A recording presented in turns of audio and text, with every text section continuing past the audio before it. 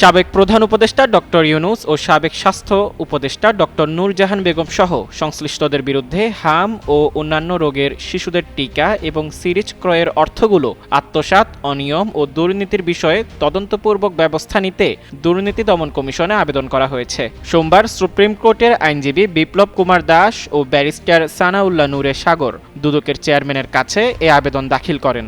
আবেদনে বলা হয়েছে, সম্প্রতি সারা দেশে হামের প্রাদুর্ভাবে প্রায় শতাধিক শিশুর মৃত্যুর বিষয়টি রাষ্ট্রের একজন সচেতন নাগরিক ও বাংলাদেশ সুপ্রিম কোর্টের আইনজীবী হিসেবে আমাকে মারাত্মকভাবে ব্যথিত, উদ্বিগ্ন এবং চিন্তিত করেছে।